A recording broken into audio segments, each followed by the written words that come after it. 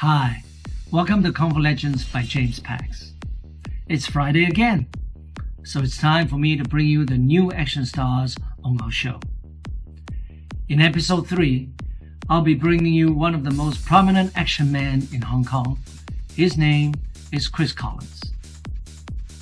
Having the background of an American father and a Chinese mother from Hong Kong, Chris decided to go to Hong Kong to seek out his Chinese root. While he struggles to make a living and learning the local dialect, Cantonese, he also found a Shifu, a teacher, teaching him Win Chun. Chris had the dream of walking the same path as Bruce Lee did, because in his dream, Bruce often appears to tell him that learning the Tao of Wing Chun will bring you a better life. Soon after, he began to make movies with prominent action stars like Donnie Yan in Ip Man 4, Tony Jaa in Paradox, and Wolf Warrior with Wu Jing, who is known to be the #1 box office guarantee action star in the world.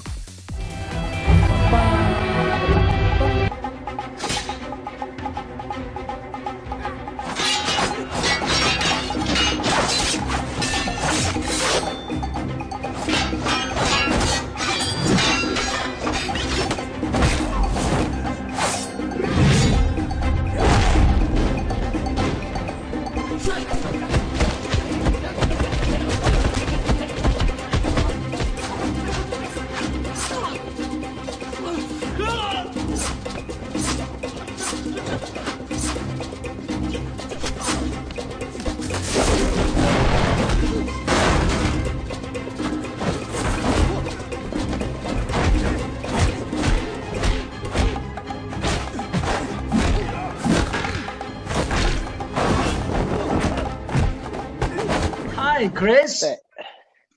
Hello, James. Good to see you. Absolutely. Tell us, how did you made it to Hong Kong, and how did you get started learning Wing Chun and the Kali sticks in Hong Kong, by the way? Well, it's a long story. I feel like I've told it 1,000 times, but it's good.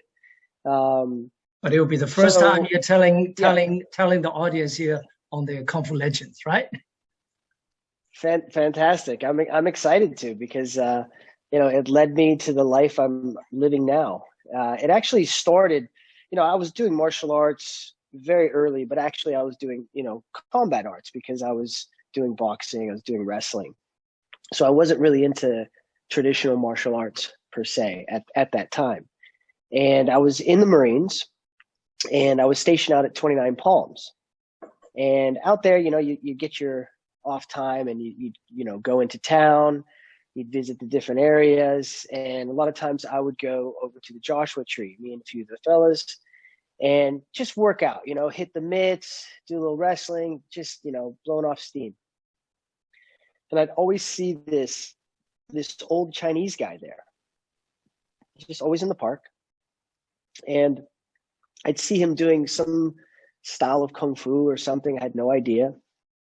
And several times passed by, and one day I went over and I talked to him, just curious. I'm young, I'm like early 20s, and I said, "Oh, excuse me, sir, but what are you doing? What is this?" And he said, "This is Wing Chun Kung Fu." And I was like, "Wow, Wing Chun." He's like, "Do you know Wing Chun Kung Fu?" And I said, "No, but it sounds really familiar." He says, "Well, do you know Bruce Lee?" I said, "Of course I know Bruce Lee. I love Bruce Lee." He said, "Well, this is the style that he began with." And I was like, "Wow." And I said, do you mind showing me some of this stuff?" And this guy he had to have been in his 70s. He was an old, small man. And I would just like throw a couple punches at him, and he would just like lightning, pa, pa, pa, pa, pa, pa, pa, pa, with zero effort. And I was like, wow, this is amazing. And I visited a couple more times, and I kept thinking, like, how amazing is it that a man small in stature in his 70s can still move like that?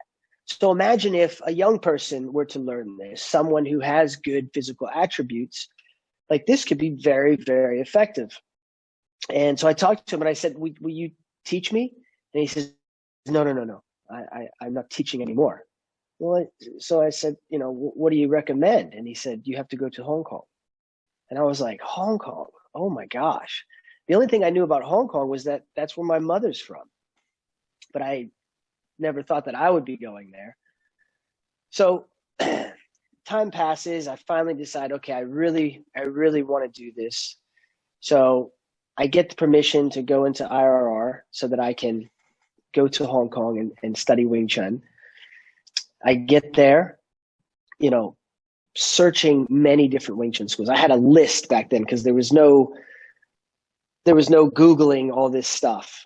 So I had this like list on paper of every Wing Chun school that I could find in Hong Kong. And I visited them all. I went to, I say all, I went to a lot. So I'm walking down Nathan Road in Yau Ma Tei. Yeah. And I'm feeling very depressed. I've got like no money.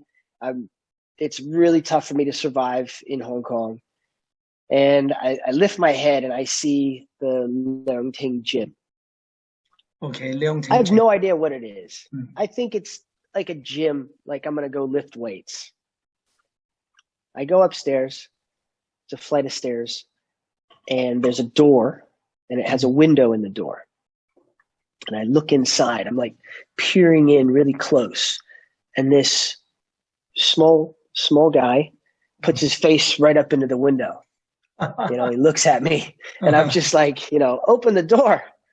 So opens the door, and I'm like, hey, is this a Wing Chun school? Because I see the wooden dummies. He said, yes. What do you want? And I was like, well, I'd like to learn Wing Chun. He says, go sit down, wait for Sifu. I was like, wow, this guy's not very nice. So, okay, so I sit down, and he continues to work out. And he looks sensational. He's about 5'5", 115 pounds, nothing but muscle. And he's working out on the wooden dummy, on the sandbags, in front of the mirror. And for the first time, I saw it. I was like, this is Kung Fu. This guy moved, in my mind, I'm like, he moved better than Bruce Lee. He looks amazing. So anyway, turns out, 25 years later, he's still my best friend.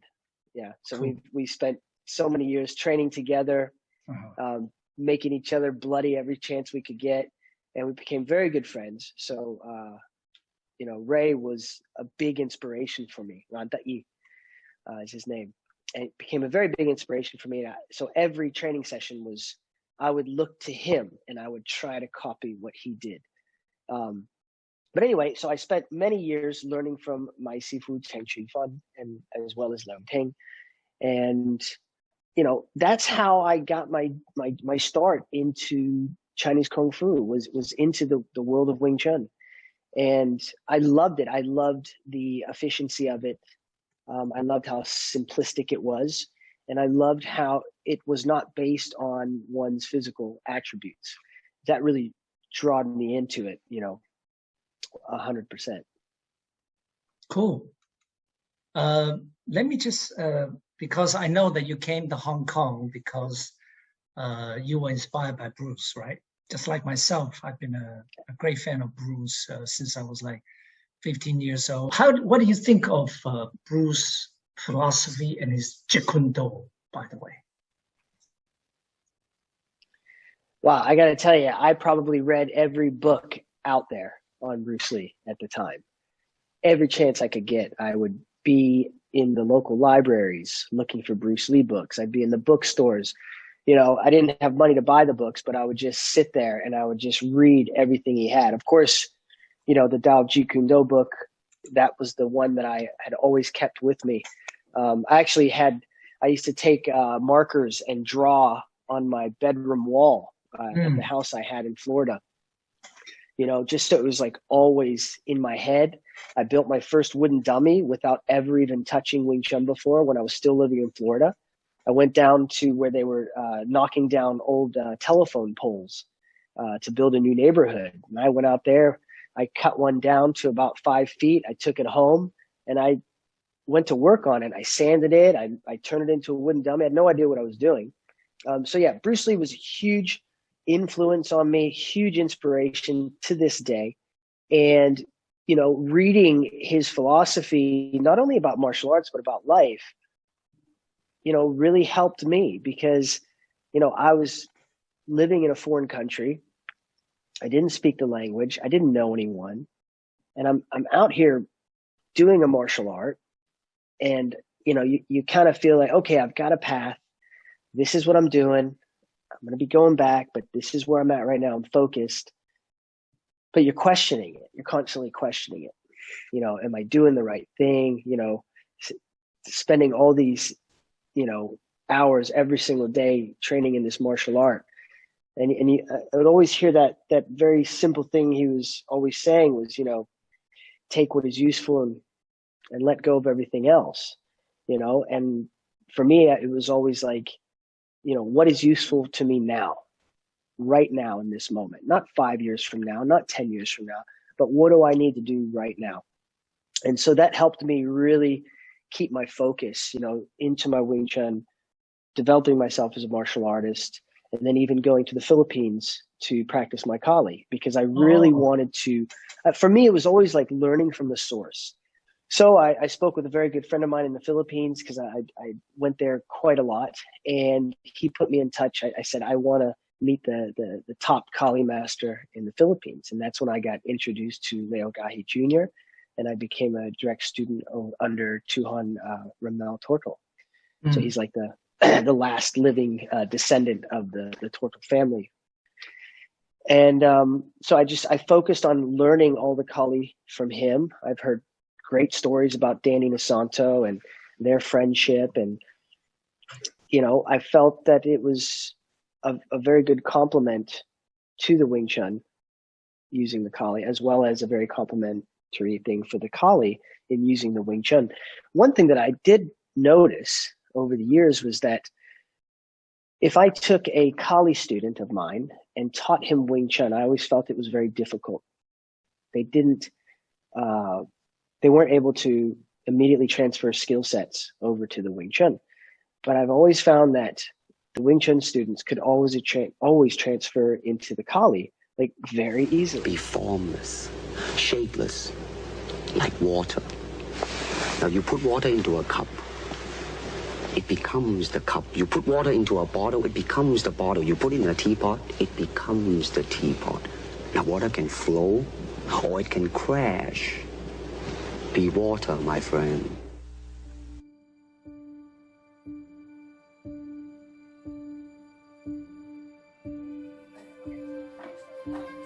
$25年前，我嚟向別姐嚟到香港，尋找自我。我相信命運係可以截決，每個人都可以選擇自己個命運。我個命運就係武術。I wanted to follow in the footsteps of giants like Bruce Lee and Jackie Chan. Open my own school, teach, and inspire people that have the same dream. It's hard to walk away from your life and explore the unknown, but it's absolutely necessary for your own personal growth and truly find who you are. Wing Chun taught me so much about myself and how to live my life, how to deal with adversity, how to release myself into this world, how to use my surroundings and borrow its energy so that I can increase my own and return it back into this world. I saw in Wing Chun a ferociousness in a compact ball of energy. But it would require much work to be able to apply it. I often read Bruce Lee's writings about his journey and how he developed himself as a martial artist. He inspired me more than I could have imagined. The wooden dummy became my favorite training tool. I could perfect my technique and work on developing necessary attributes, such as speed, power, timing, and precision. You could move gracefully, or you could move aggressively. It's like the old saying, between a rock and water, over time, the water will always win. That's perhaps the most essential theory I take into my martial arts training, to be like water. When we train, it's important to allow change to happen, offer minimal resistance to that change. This allows us to use our opponent's energy to create our own. You defeat rigidness with softness, speed with slow. Remember that water can flow and water can crash. It's our ability to harness that skill of being like water. In Win Chun, we harness that ability through Chi Sao, or sticky hands. This exercise develops our tactile reflexes and teaches us how to trust what we feel and not just what we see. Anyway, James, it is so great to finally meet you and talk to you.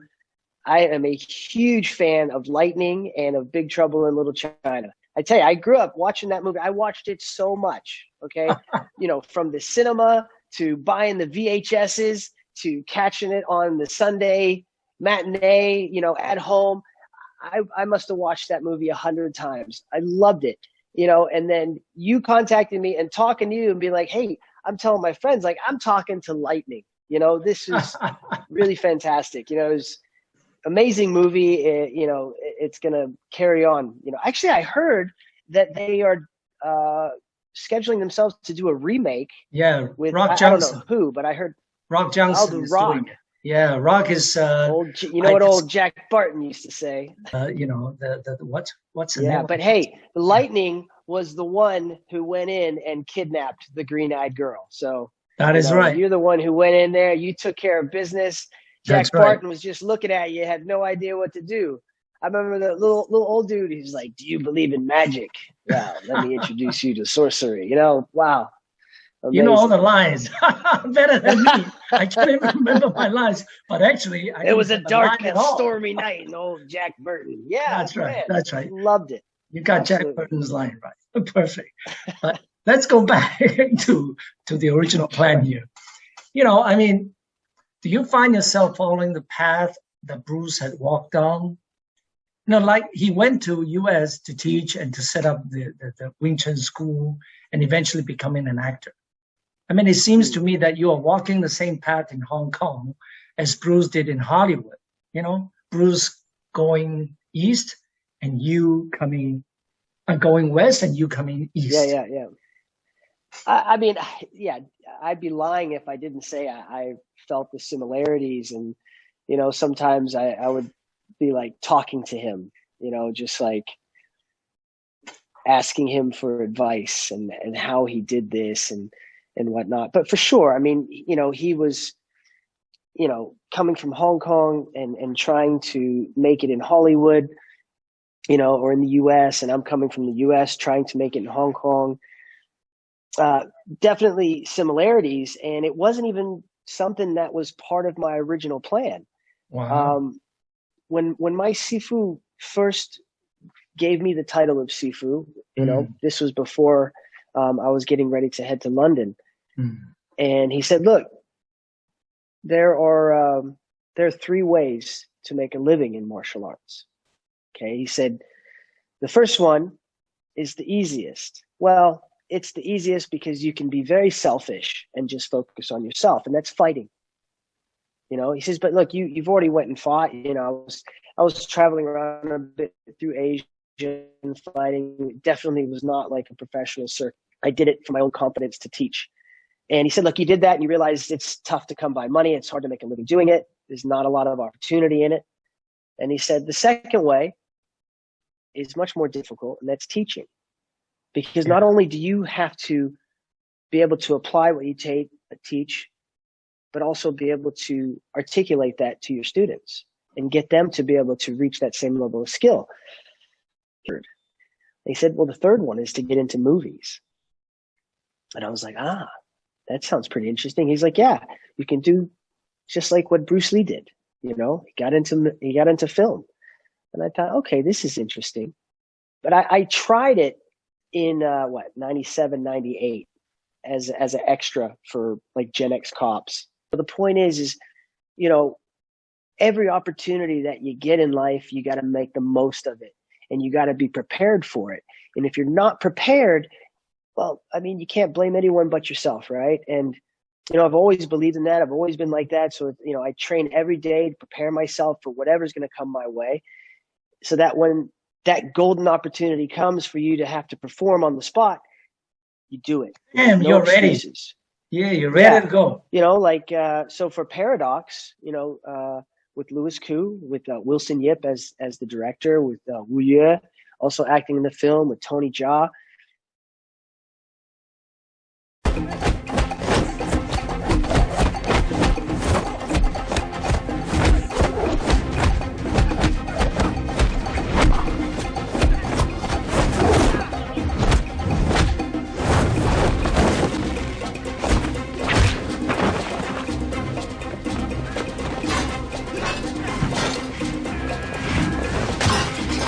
Chris, I mean, what you went through is very similar to, what I did in Hollywood. I was a struggling actor myself, back in the late 80s. And I was always working hard, besides being a dancer. And I was training myself in Kung Fu and Wushu and all of that. And then all of a sudden, I got a call from the casting director asking me to do Big Trouble, which is one of your favorite, of course, to audition. And then I partner up with my Wushu partner, and we choreographed a 10-minute, hand fighting and weapon fighting. And we went in there and just blow everybody apart. And that's how I got my part in Big Trouble. Amazing. That's Amazing. right. And I'm totally amazed, what you did in Hong Kong. And I have total respect for that. I mean, for a half white and half Chinese man going to Hong Kong, and with nothing in your pocket probably, and then starting from being a student to become a sensei, your story is definitely a success story, and I want to continue with that. So I'm curious, and I'm sure the fans are curious. How did you get the part in Win Chun 4? Ip Man 4. Okay, so yeah, how I got the part in Ip Man 4. Well, actually, I had previously worked with Wilson Yip on Paradox, the SPL3, the spinoff. And while we were filming, I was talking a lot about Wing Chun. Obviously, he's a huge fan of Wing Chun, and we were talking about what I went through, to get to where I am with my Wing Chun. And my character, his name was Sasha, has a fedora, this hat. And Wilson was joking around one day on set, and we started to play around doing a bit of cheese out. And he's like, "Wow, you look like Ip Man," and I laughed at it, and he was like, No, seriously. He's like, the next Ip Man movie I'm gonna make, I want you to be part of it. And I was like, well, I appreciate that. I would love to, of course. Anytime you ask me, I'm there. And then after Paradox was finished, he was working on the Ip Man 4 script, and he called me up. I went and met him, and he told me, I want you to play the karate master. And I was like, why you want me to be the karate master? I'm the Wing Chun guy, He's like, yeah, but Donnie's the Wing Chun guy in the movie, so we need you to play something in contrast. I said, okay, I'll do the karate. And yeah, so I mean that was it, and then I went in and did Ip Man 4. It was really a fantastic experience. Working with Donnie, working with Wu Yue again, working with Scott Adkins again, and of course working with Wilson. And let's not forget Yuen Wo Ping. So that was a great experience because as an action actor, your dream is to work with the best. You work with the best, you learn from the best, so that you have a better platform to build your career on. Because if you're not working with these people, you're not getting the right direction. You don't know what's important, this and that, and how to create action, how to sell it, all these different things. So I'm very fortunate. I count my blessings. I thank God every day, for, putting these people in front of me to help me and guide me. So that was a great experience. But I remember it was quite funny because, you know, we're in the training room preparing, and, you know, they're working on some Wing Chun moves over here, you know, and I'm having to do all this like wushu and karate. And I'm like, this is so not in my wheelhouse, you know? So I'm stretching like crazy, trying to get my kicks in, you know, and I'm like, this would be so much easier if I could just do the Wing Chun. I wouldn't have to rehearse anything, you know? That's right. Actually, you know, as you know, when you're choreographing fight scenes in the training part, you know, weeks in advance, like the fight scenes are long. There's a lot of sequences. You get very excited, but then when you get on set, you run out of time, you know, for whatever reason, certain things happen, and, you know, okay, we got to cut out that bit. Okay, we got to cut out that bit. Okay, let's just do this, you know. So, you know, it was kind of a bummer that a lot of the stuff that we choreographed got cut down quite a bit. That's right. But in the end, it was still very fun. You know, had a nice fight scene with Vanessa. I even ad-libbed this one line where I called one of the Marine recruits, Mr. Kreese. Oh. You know, so basically tying in the Karate Kid. Right? Right. So I thought that was kind of funny. A few of the fans caught it. Not everybody caught it, but a few of them did. So I was happy. You know, I'm like, yeah, I just put us all in the same universe, you know. And the director, none of them caught it, you know, so I was able to just ad-lib that into the lines, you know. So that was a lot of fun. I was able to, you know, do the kicks that I wanted to do to show that I'm not just one-dimensional, but I can play different things. I've never done karate in my life, you know. And but so you look like you know karate, because I studied Shotokan myself. There you You right? really do karate. I tell you, I don't know how you learned it so fast within a few days of rehearsal, and you look like an expert right there. I'm telling you, honestly, you look so real. You look so real. I watched like 3 videos on YouTube, you know, and I was like, okay, I can do that. And then I just did it, you know. Yun Ping is the titled choreographer.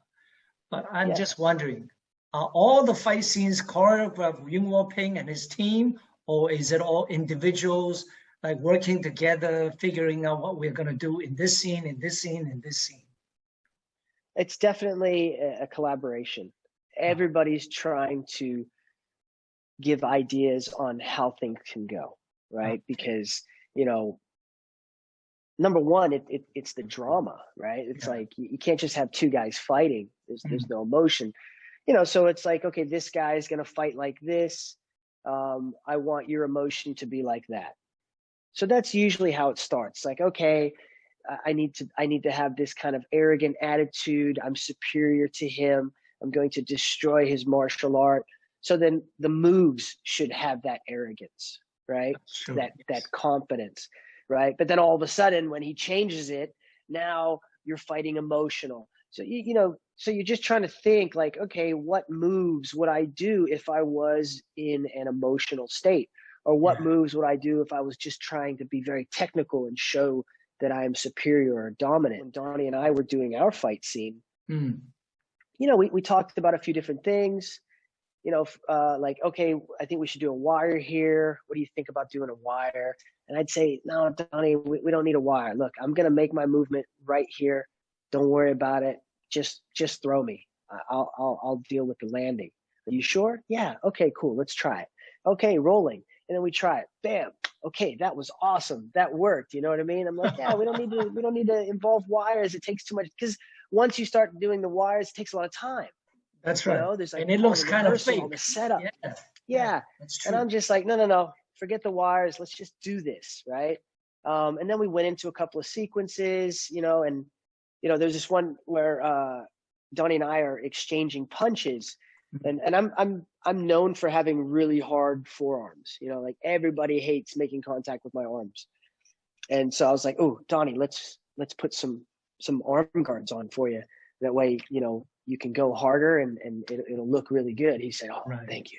You know, and thank you. I would say the same. No, because because you're trying to work together. You're trying to make a great scene, and you don't want to hurt each other. You know what I mean? Because then that's going to delay everything.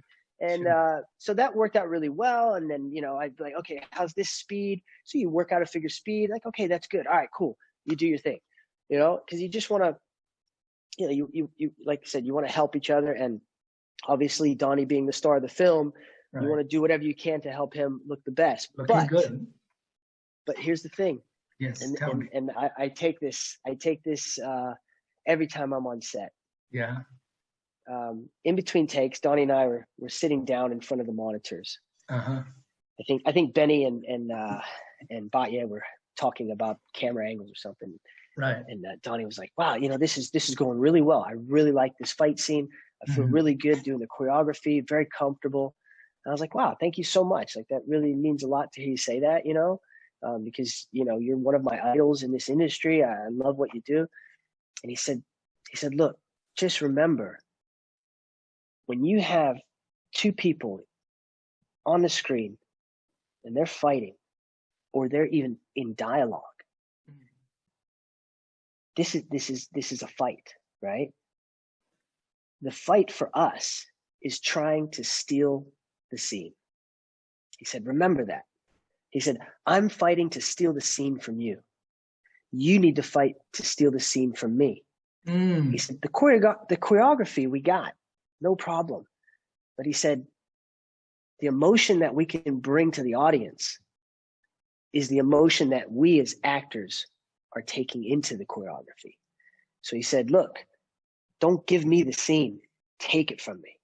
And I was like, wow, that was so deep, you know. Yeah. So like to this day, I'm always like, that is the goal. It doesn't matter what you're doing on the camera. You could be standing in the corner, sitting in a group. You could be the one getting water, and the other two are the main stars. Steal the scene.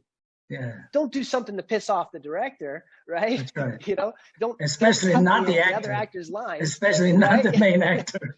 You get punched in your face. Yes. Yeah. What are you doing? I'm in the middle of my lines. That's right. 100%. It's like, find a way to show something in that moment. You know, you don't have to even do anything. Yeah. That's acting. And I think that was a very, very valuable lesson for me. And I take it with me at every role that I do. And I'm looking, how can I do this in a very pure way?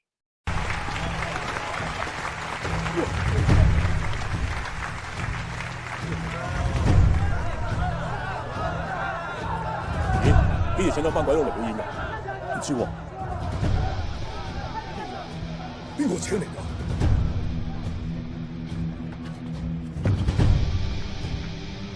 攞翻嚟啊！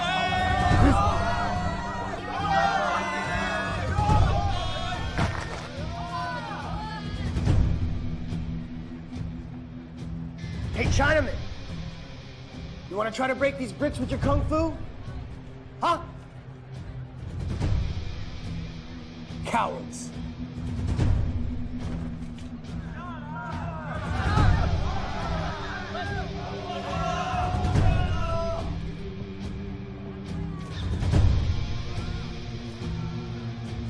Oof.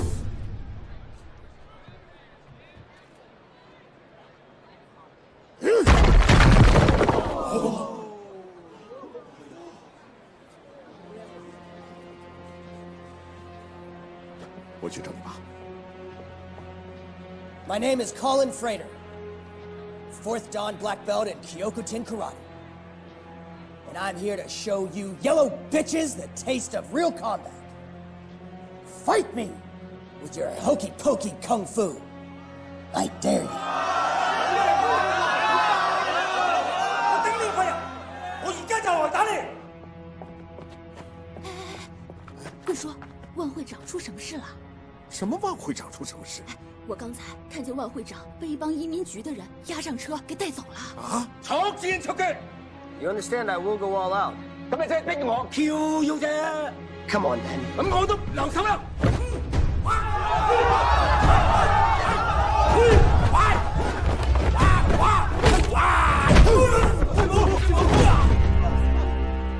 師傅，點會啊？嗰台咁細嘅，呼 Who's next?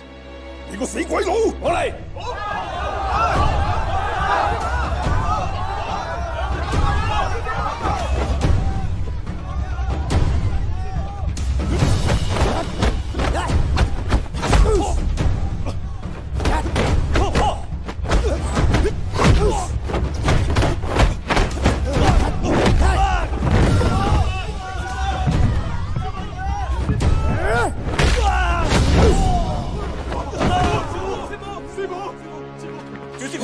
師傅冇事啊嘛？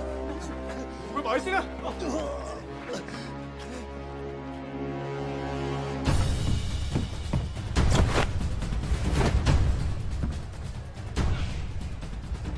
Lady, I'll show you no mercy. 你不用留神，先顾好你自己。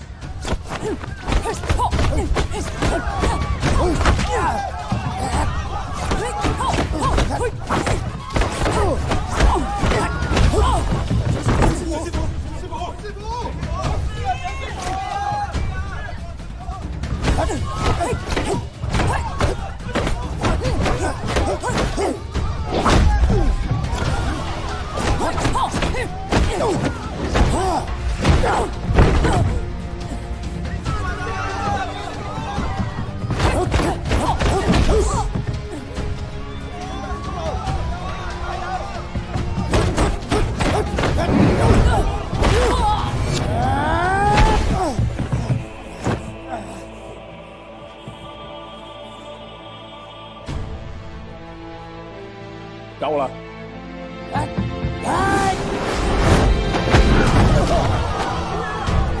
葉師傅打得好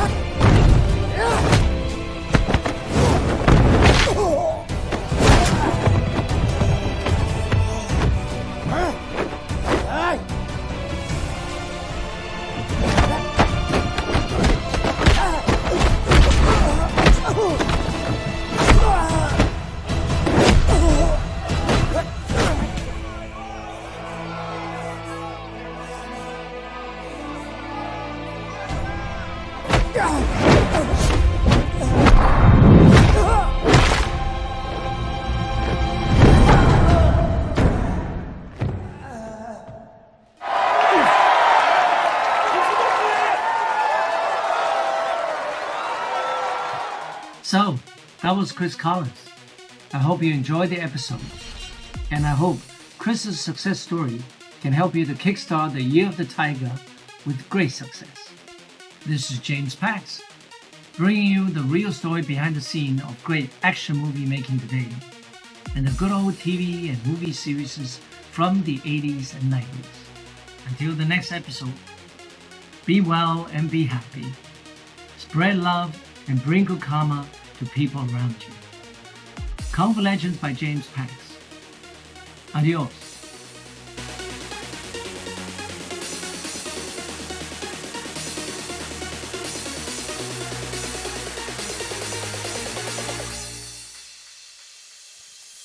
The Bushido.